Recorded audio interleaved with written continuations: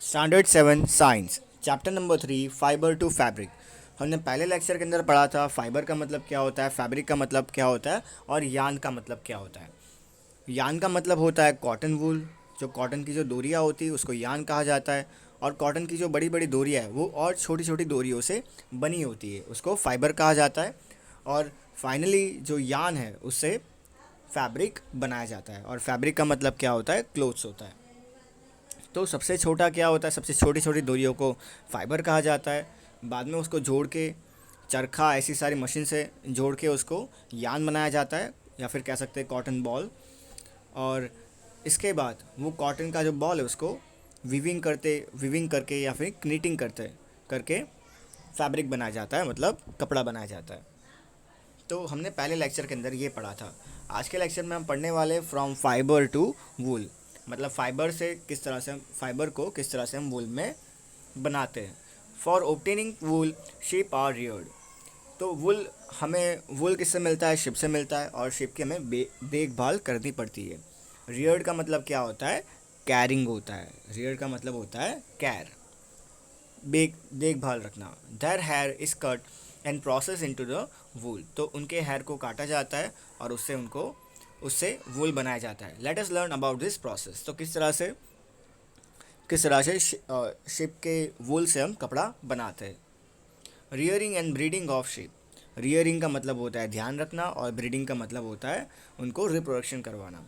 If you travel to the hills of Jammu and Kashmir, Himachal Pradesh, Uttaranchal, Arunachal Pradesh and Sikkim, और the plains of Haryana, Punjab, Rajasthan and Gujarat, you can see shepherds taking the herds of sheep for grazing.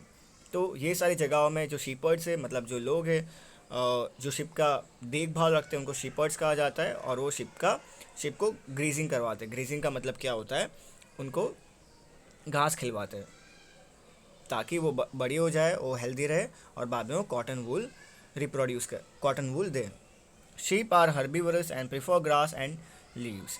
Apart from grazing sheep, rear also feed them on a mixture of pulses, corn, jowar, oil, cakes, and minerals. In winter, sheep are kept indoors and feed on leaves, grains, and dry fodder. तो ये सारी चीज़ें sheep को खिलाई जाती है। Sheep are reared in many parts of our country for wool. तो sheep को देखभाल रखा जाता है, वूल को वूल जो उनसे जो मिलता है, इसके वजह से हम शिप को देखभाल करता है, बराबर। Table 3.1 gives the name of some breeds of sheep reared in our country for producing wool. तो ये सारे ब्रीड के नाम है, मतलब शिप के ये सारे नाम हैं जो कि बाजू में बाद में लिखा हुआ है वो कितनी अच्छी क्वालिटी ऑफ वूल देते हैं, और बाद में वो कहाँ पे मिलते हैं, स्टेट वेयर फाउंड। जो क्वालिटी एंड टेक्सचर, टेक्सचर का मतलब क्या होता है, शेप होता है, जैसे स्मूथ, रफ। तो ये सारा इसको हम टेक्सचर कहते हैं। तो अलग अलग तरह की क्वालिटी और अलग अलग तरह के टेक्सचर वूल के होते हैं। Of the fibre obtained from them, certain breeds of sheep have thick coat of hair on their body which yield good quality wool in large quantities. तो कुछ ब्रीड्स के पास बहुत अच्छी क्वालिटी होती है हेयर की, उससे हमें जो वूल मिलता है वो भी बहुत अच्छा मिलता है।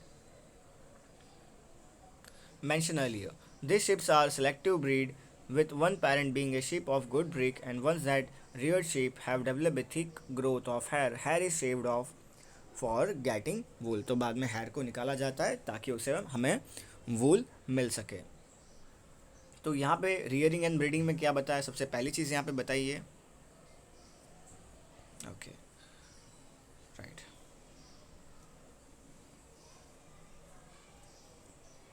तो हमें यहाँ पे क्या क्या बताया हुआ है, देखते हैं। सबसे पहले यहाँ पे बताया हुआ है कि शिप कहाँ कहाँ पे मिलती है, उसके बाद बताया शिप क्या खाना खाती है, उसके बाद शिप के जो बॉडी के जो हेयर है उसके अलग अलग तरह के टेक्सचर होते हैं, अलग अलग तरह की उससे क्वांटिटी मिलती है। फाइनली हम क्या करते हैं, उसके हेयर को निकाल के हम वूल बनाते हैं। उसके बाद processing fibre into the wool.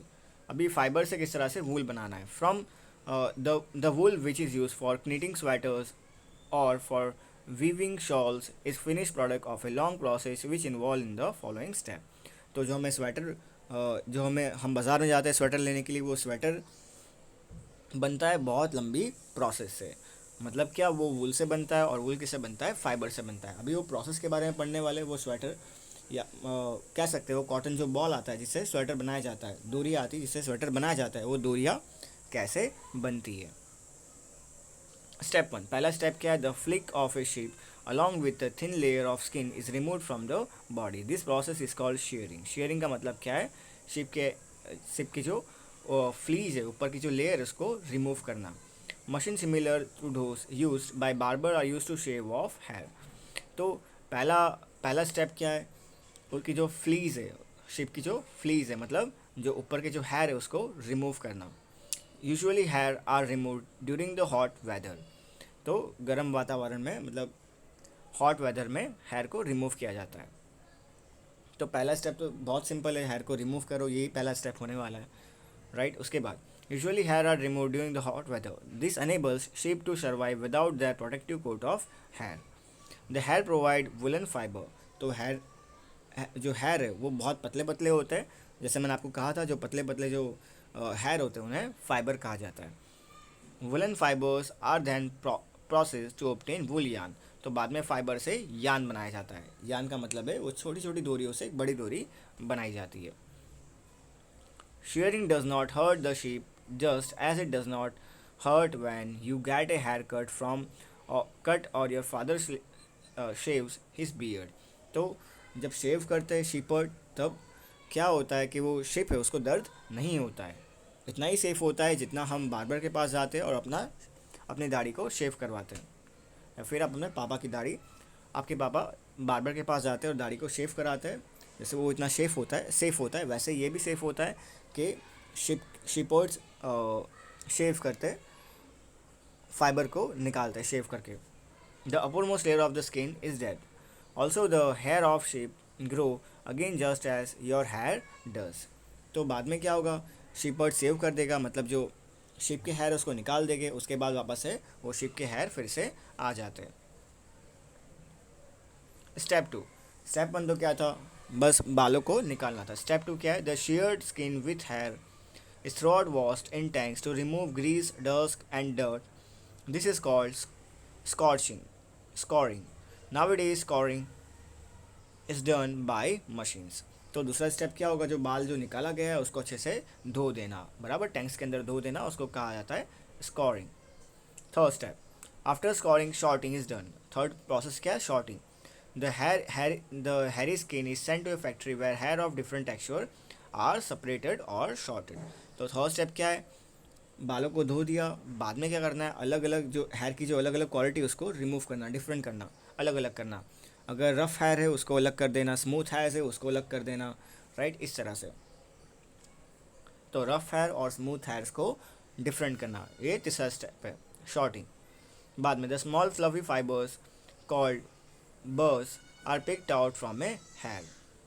They are the same burrs which sometime appear on your sweater. तो जैसे आपके स्वेटर के ऊपर जो बर्स होते हैं, जो बर्स होते हैं, जैसे उसको रिमूव करना है, वैसे ही वो बर्स को रिमूव किया जाता है, right.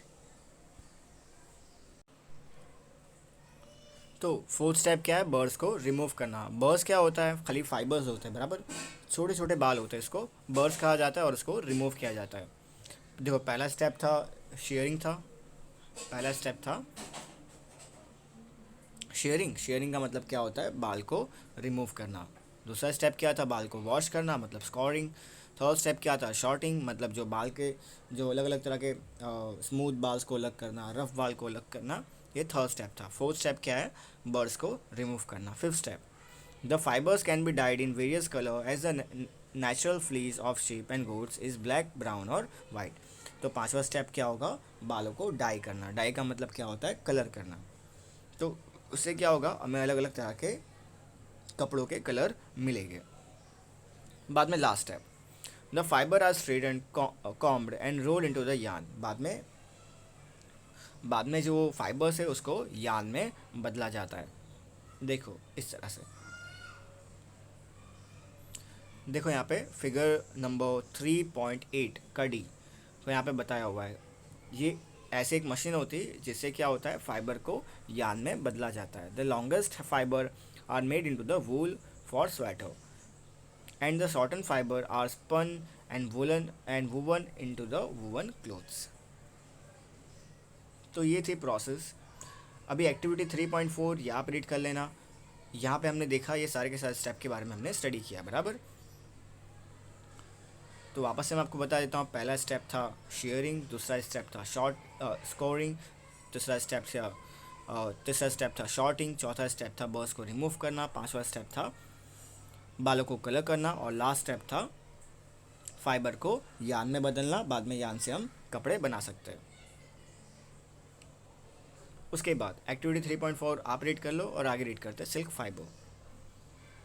Silk fibre are also natural fibre. तो सिल्क फाइबर भी एक नेचुरल फाइबर्स है. Silk fibre spine the silk fibre.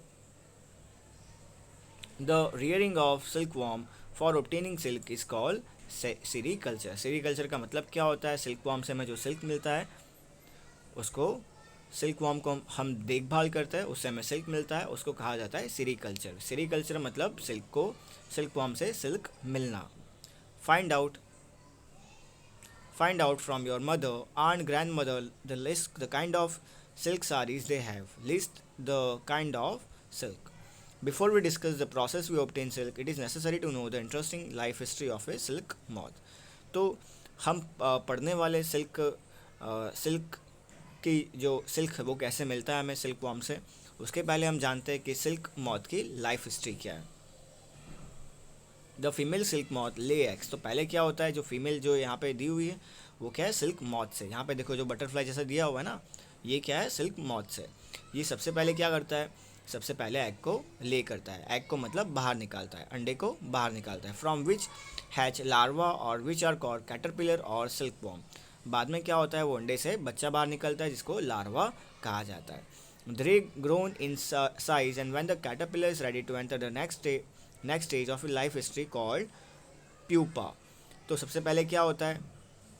अंडा बाहर आता है, उसके बाद लार्वा बच्चा बाहर आता है और थोड़े टाइम के बाद वो लार्वा से प्यूपा बन जाता है बराबर, मतलब और थोड़ा बड़ा हो जाता है. It first waves a net to hold itself, then it swings its head from side to side. It forms a figure of 8. During these movements of the head, the caterpillar secrete fibers made up of protein which harden on exposure to air and become silk fiber. बाद में क्या होता है? जो pupa है वो उसके pupa अपने हेड से रिलीज़ करता है. प्यूपा अपने हेड से फाइबर को रिलीज़ करता है, सिक्रेट करता है, सॉरी, वो प्यूपा सिक्रेट करता है फाइबर्स को. और बाद में क्या होता है? देखो इस तरह से बाद में जो यहाँ पे डी दिया हुआ ना ककुन्स, बाद में ये जो फाइबर को रिलीज़ करता है और अपने आप को पूरा ढक देता है फाइबर से. तो बाद में वो इस तरह का दिखता है, ककुन इस तरह का दिखता है. देखो ककुन बन जाता है वो. तो अगला स्टेप क्या होगा? प्यूपा से ककुन बनना. Soon the caterpillar completely covers itself by silk fiber and turn into the pupa. This covering is known as cocoon. बाद में प्यूपा बन गया. प्यूपा के बाद उसने अपने आप को ढाक दिया राइट सिल्क से और वो बन जाता है cocoon. The further development of the pupa into the moth continues inside the cocoon. तो प्यूपा भी बड़ा होता रहता है ककून के अंदर. Silk fibre are use for weaving silk cloth. तो सिल्क फाइबर का इस्तेमाल कहाँ पे होता है? सिल्क के कपड़े बनाने के लिए. Can you imagine that the soft silk yarn is as strong as compared thread of steel. आप इमेजिन कर सकते हो जो सिल्क यान है, मतलब सिल्क की जो डोरी है वो मजबूत है स्टील की तरह. द सिल्क यान thread is obtain from the cocoon of the silk moth. तो जो सिल्क यान है, मतलब जो सिल्क की डोरियाँ है, वो किससे मिलती है? सिल्क मॉथ से मिलती है, मतलब ककून से मिलती है. There is a variety of silk moth which look very different from one another and the silk yarn they yield in different texture, coarse, smooth, shiny, etc. Thus, Tassar silk, Moga silk, Kosa silk, etc. are obtained from cocoons spun का मतलब क्या होता है? Twist होता है. Sorry, इसको क्या कहा जा सकता है? टर्न कहा जा सकता है. Turn by different types of moths. The most common silk moth is the mulberry silk moth. तो सबसे ज़्यादा जो फेमस सिल्क मॉथ है वो है mulberry silk moth. The silk fiber obtained from the cocoon of the moth is soft, lustrous and elastic and can be dyed into different color. तो mulberry silk moth से जो silk मिलता है वो बहुत ही सॉफ्ट होता है, नरम होता है. लश्रस का मतलब क्या होता है? शाइनिंग होता है. इलास्टिक मतलब उसको खींच सकते हैं और उसको अलग अलग तरह के कलर्स को हम कलर्स कर सकते हैं. सेरिकल्चर और culture of silkworm is a very old occupation in India. India produce plenty of silk on A commercial scale. तो ये जो कल्चर है सेरिकल्चर, इंडिया में पहले से ही बहुत पुराना व्यापार है, धंधा है, ऑक्यूपेशन. एक्टिविटी 3.5 और एक्टिविटी 3.6 एंड 3.7 या आप रीड कर लेना एक्टिविटीज़ को. आगे हम पढ़ते हैं. From cocoon to silk. अभी हमने क्या देखा? अभी सबसे पहले अभी हमने पढ़ा यहाँ तक कि हमने पढ़ा कि किस तरह से एक किस तरह से एग, सबसे पहले मॉथ एग रिलीज़ करता है, उसके बाद लार्वा बच्चा निकलता है, उसके बाद प्यूपा और उसके बाद ककून. अभी ककून से किस तरह से ककून से हमें किस तरह से सिल्क मिलता है, अभी हम वो आगे देखने वाले हैं. For obtaining silk moth are reared and their cocoon are collected to get silk thread. Rearing silkworm. A female silk moth lay 100 of egg at a time. Figure 3.10 है. देखो ये पहला फिगर के अंदर एक फीमेल सिल्कवॉर्म मॉथ दी गई है और ये बहुत सारे हंड्रेड एंड हंड्रेड्स एग को रिलीज कर रही है. These eggs are stored carefully on strip of cotton cloth or paper and sold to the silkworm farmers. तो बाद में क्या होता है, ये जो एग है उसको रखा जाता है पेपर के ऊपर या फिर क्लोथ के ऊपर, उसको जमा किया जाता है, बाद में ये फार्मर को बेच दिया जाता है. The farmer keep eggs under hygienic condition and under suitable condition of temperature and humidity. The egg are warmed to a suitable temperature for the larva to hatch from eggs. तो बाद में क्या होता है, जैसे ये जो एग है उसको अच्छा सा एक तापमान मिलेगा और तापमान और साथ में उसको ह्यूमिडिटी मतलब क्या होता है, जो हवा में जो नमी होती है वो एक जो सूटेबल कंडीशंस अगर वो मिल गई बराबर, तो उसके बाद क्या होगा, वो अंडे में से बच्चा बाहर निकलेगा जिसको हम लार्वा कहते हैं. This is done when mulberry trees beard a fresh crop of leaf. The larva called caterpillar or silkworm eat day and night and increasing enormously in size. तो बाद में क्या होता है, ये जो लार्वा जो बाहर निकला, ये लार्वा कब बाहर निकलता है, जो मलबरी जो ट्रीज़ है उसके लीव्स है, ये जो लीफ ऑफ मलबरी, उसके ऊपर फार्मर क्या करता है, ये एग को यहाँ पे रखता है और बाद में क्या होगा कि जैसे ये मलबरी जो लीव्स है वो वैसे फ्रेश हो गए, एक सीज़न होता है, जैसे वो फ्रेश हो गए वैसे ही क्या होगा, अंडे में से बच्चा बाहर निकलेगा और ये लीव्स को वो खाता है और अपना साइज़ में बड़ा होते रहता है. तो देखो यहाँ पे बताया हुआ है अच्छे से, पहले में बहुत सारे एग रिलीज़ हो रहे हैं पहले फिगर के अंदर, ए के अंदर. बाद में बी में क्या हो रहा है, मलबरी ट्री बताई हुई है, मलबरी ट्री के ऊपर बहुत सारे एग को रिलीज़ किया जाता है. सी में देखो किस तरह से कैटरपिलर बाहर निकल रहा है या फिर लार्वा कह सकते हैं. और बाद में ये जो कैटरपिलर है या फिर ये लार्वा स्टेज है, ये कैटरपिलर मलबरी ट्रीज़ को खा रहा है. और डी बाद में क्या होता है, ये ककून में बदल जाता है. The larvae are kept in clean bamboo trees along with freshly chopped mulberry leaves. After 25 to 30 days, the caterpillar stop eating and move into the tiny chamber of bamboo in the tray to spine cocoon. तो ये जो caterpillar है वो 25 से 30 दिन तक mulberry जो leaves है उसको खाते हैं और बाद में क्या होता है, ये ककून में बदल जाते हैं. Small rack or twinks may be provided in the tray to which cocoon get attached. तो twinks मतलब क्या होता है, ब्रांचेस होता है, वो भी रखा जाता है, ब्रांचेस रख दी जाती है तो क्या, ताकि वो वहीं पे टाइप हो जाए, अटैच हो जाए. ठीक है.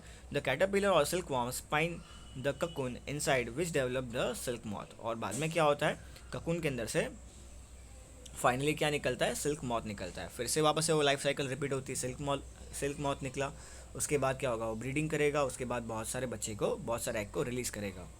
तो यही सेम प्रोसेस चलता रहता है. Processing silk.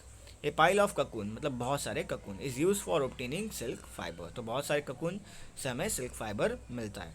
The cocoon are kept under the sun और बॉइल्ड और एक्सपोज टू स्टीम. तो ककून को सन की गर्मी में रखा जाता है. The silk fibre